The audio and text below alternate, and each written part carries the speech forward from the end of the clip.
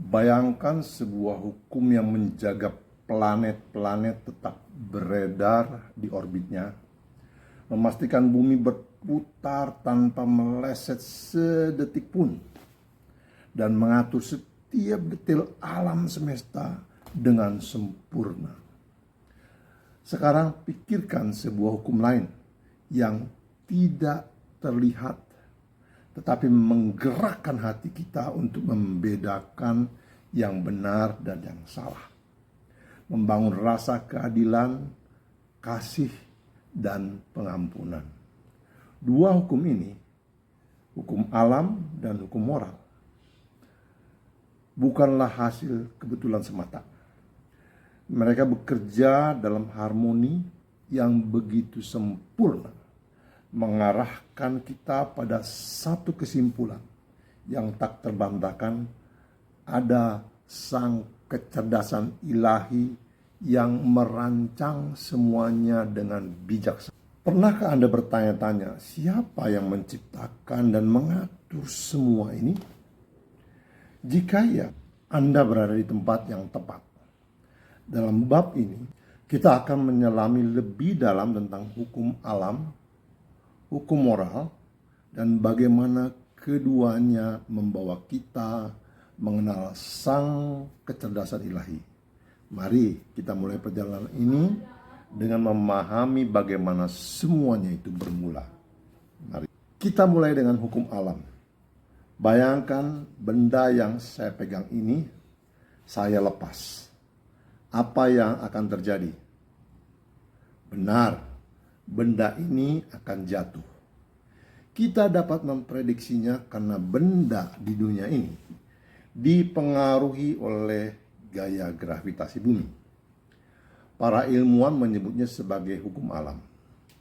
Banyak hukum alam lainnya yang mengatur alam semesta ini. Sebagai contoh, orbit bumi mengelilingi matahari berlangsung selama 1 tahun pas. Para ilmuwan berhipotesa bahwa jika jarak bumi dengan matahari berubah hanya 1 meter saja, maka keseimbangan akan terganggu, dan jika jarak bumi lebih dekat, gravitasi matahari akan menariknya menyebabkan tabrak. Sebaliknya, jika bumi menjauh, ia akan terpental keluar dari orbitnya.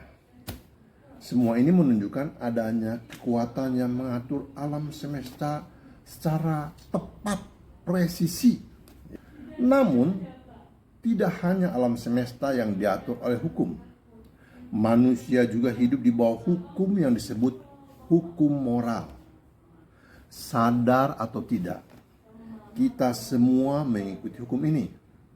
Contohnya, kita merasa marah ketika hak kita dilanggar, seperti saat ada yang menyerobot antrian. Perasaan ini seolah-olah menegaskan adanya kesepakatan universal bahwa orang harus menghormati gilirannya. Begitu pula saat barang kita dicuri, kita merasakan ketidakadilan. Di sisi ini timbul penggolongan antara benar dan salah. Jika menyerobot dan mencuri dianggap salah karena melanggar hukum moral. Pertanyaannya adalah, siapa yang menciptakan hukum-hukum ini? Filsuf William Paley memberikan analogi yang menarik untuk menjelaskan hal ini. Bayangkan Anda menemukan sebuah jam di padang pasir yang berfungsi dengan sangat baik, dengan presisinya yang luar biasa. Anda pasti akan berpikir bahwa ada seseorang yang merancang jam tersebut. Begitu pula dengan alam semesta ini. Keteraturan yang kita temui mulai dari pergerakan planet hingga hukum fisika lainnya tidak mungkin terjadi secara kebetulan.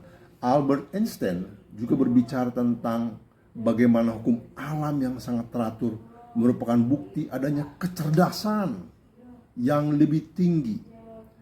Tatanan ilahi ini tidak hanya mengatur hukum fisika yang menjaga keseimbangan alam semesta, tetapi juga menciptakan hukum moral yang mengarahkan perilaku kita.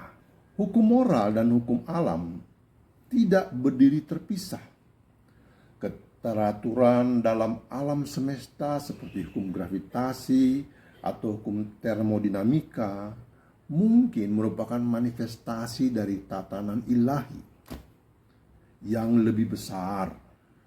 Begitu pula dengan hukum moral. Meskipun manusia seringkali gagal menjalankannya, prinsip-prinsip moral tersebut tidak muncul dari ketiadaan. Ada tatanan yang lebih tinggi yang mengatur kita dan alam semesta ini. Dan itu adalah tanda dari kecerdasan ilahi yang peduli akan keteraturan dan kebaikan. Filsuf seperti Aristoteles berbicara tentang hukum alam sebagai prinsip-prinsip yang mengarah pada tujuan akhir atau telos dalam segala sesuatu.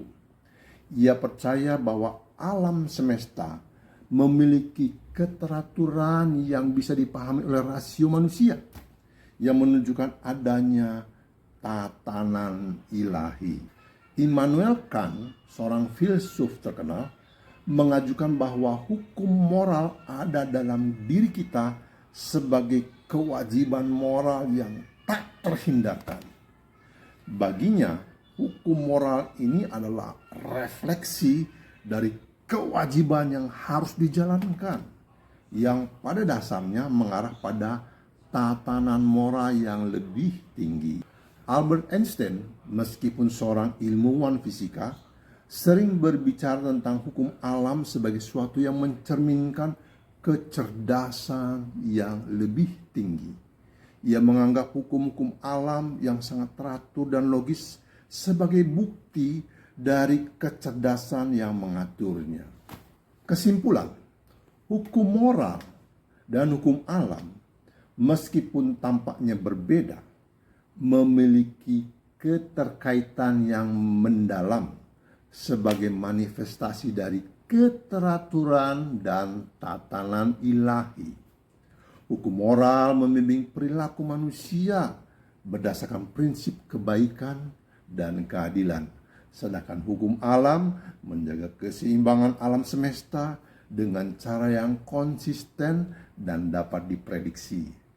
Filsuf seperti Aristoteles dan Immanuel Kant serta ilmuwan seperti Albert Einstein mengakui adanya keteraturan yang menunjukkan kecerdasan yang lebih tinggi.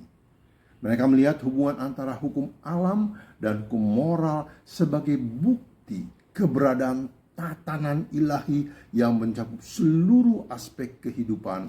Dengan memahami keteraturan ini, kita dapat melihat bahwa hukum moral dan hukum alam adalah bagian dari rencana besar kecerdasan ilahi yang memastikan keseimbangan, harmoni, dan kebaikan dalam alam semesta. Ketika kita hidup sesuai dengan kedua hukum ini, kita membantu menjaga keharmonisan dunia ini dan memastikan bahwa tatanan ilahi tetap berfungsi dengan baik.